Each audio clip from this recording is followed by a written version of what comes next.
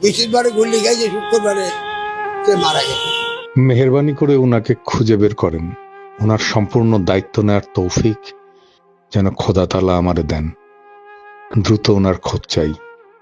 যাওয়ার আগে 2 দিন আগে মাপ চাপ চাইয়ে গেছেন, আব্বা আম্মা তুমি আমাকে মাফটা করে দিও, এই বন্দি শেষ। এই মানুষটির বয়স 85 বছর, নাম আবুল হাশেম। জীবনের শেষ প্রান্তে এসে আজ তিনি দাঁড়িয়ে আছেন রাস্তায়, হাত পেতে ভিক্ষা করছেন। যে বয়সে সন্তানের কাঁধে ভর দিয়ে বাঁচার কথা, সেই বয়সে তিনি ভরসাহীন, অসহায়। আবুল হাশেমের একমাত্র ছেলে বাবু জুলাই যুদ্ধের সময় গুলিবিদ্ধ হয়ে প্রাণ হারান তিনি। সন্তানের মৃত্যুর সেই শোক আজও বহন করে চলেছেন এই বৃদ্ধ বাবা। ছেলেকে হারানোর পর থেকে তার জীবন যেন থমকে গেছে। নামাজ পড়ে বাড়ি সে বাড়ি গুলিটা করছে। আপনার ছেলে চাকরি করতো? হ্যাঁ। কিসে চাকরি করতো? ব্যাংকের সাহেব করে নিয়ে যাইতো। তারপর নামাজ পড়ে বাড়ি সে বাড়ি গুলি করছে। ও সাথে কে করছে ওটা তো আমি তো কইতে পারিনি, আমরা তো বাসায় ছিলাম। এই জন্য আমি তো সবাইকে চাইছি নামান খাইতেছি। আমি একটা হাত বাংলা আমার নমান সাহেবের বারবার মানা করছে যে ব্যাংকে নামাজ পড়া গাড়ির ভিতরে নামাজ পড়া। সে বলছে স্যার মসজিদ কাছে আছে, আমি আমার সারা নামাজ পড়ি না। কত মত করতে বাবা আমার টাকা পয়সা মানে আমার আইডি কার্ডে ফটোকপি সব আমার ছেলে বউকে নিয়ে গেছিল। নেওয়ার পরে সরকার কি দিচ্ছে না দিচ্ছে ভোট আল্লাহ আমি জানি না। সংসার আমার ওই ছোট ছেলের বউ আছে আর ছোট ছেলেরা আছে আর আমি আছি। আর যে ছেলে মারা গেছে তার একটা নাতি বিয়ে দিয়ে গেছেন, আর একটা নাতি আছে আর একটা নাতি আছে। কি করবো কান্না কেটে কি করবো? ও খরচ মানে ছেলে দিত, ছেলে চালাইতো। আর ছোট ছেলে আমার চিকিৎসা চালা। ও ছোট ছেলে নিয়ে আমি আলাদা থাকি, আর বড় ছেলে তার বউ নিয়ে থাকতো।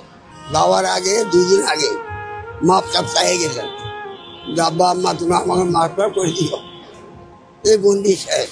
বৃহস্পতিবারে গুলি খাইছে, শুক্রবারে সে মারা গেছে। আমি পাইছি ছাত্ররা আমার বোরাতে 5 লাখ টাকা দিয়েছিল। দেওয়ার পরে বোরে 3.5 লাখ টাকা দিয়েছে, আমার 1.5 লাখ টাকা দিয়েছে। এই বন্দি এই বই পেয়েছি, আর পাইনি। আর ওই বউ পাইছে, সব কিছু যা পাইছে বউ পাইছে।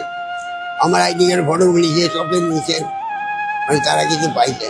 আমি ওগুলো দাবি করি না, তবু তারা সুখে থাকুক, আমার নাইনা তুমি সুখে থাকুক, আর কিছু চাই না। আমি আমার উপরে আল্লাহ দরবার আছে, এই আর ছাড়া আমি কিছু নাই। আমি আগে চাকরি করছি, এই 8টা ভাঙার পর আমি দরবারতে চাইছি না খাই। আমি চুরি করতে পারি না, আর ডাকাতি করি না, করকে দেবো না, ক্যাশ মিটে ধরিনি। আমি সৎ পথে আছি, সৎ পথে আল্লাহ যে কথা রাখে উপরে আল্লাহ সারা কথা। ছেলের মৃত্যুর পর আবুল হাশেমের জীবনে নেমে আসে চরম দুঃসময়। বয়সের ভারে নুয়ে পড়া শরীর, নানা রোগে আক্রান্ত তিনি। চিকিৎসার টাকা নেই, সংসার চালানোর কোনো উপায় নেই। বাধ্য হয়েই তিনি নেমেছেন রাস্তায়, মানুষের দয়ার উপর নির্ভর করে বাঁচতে। একজন শহীদ সন্তানের পিতা হয়েও আজ আবুল হাশেম পাচ্ছেন না ন্যূনতম চিকিৎসা কিংবা সামাজিক নিরাপত্তা। প্রশ্ন থেকে যায়, এদেশের একজন বীর সন্তানের বাবার জায়গা কি সত্যি ফুটপাতে? আবুল হাশেমের মতো অসংখ্য অসহায় মানুষ আজও আমাদের সমাজে নীরবে কষ্ট সহ্য করে যাচ্ছেন। তাদের দিকে কি রাষ্ট্র কিংবা সমাজে কারো নজর পড়বে না? ক্যামেরার সামনে চোখ বেজা এই বৃদ্ধ শুধু সাহায্য চান না, চান সন্তানের সঙ্গে বাঁচার অধিকার।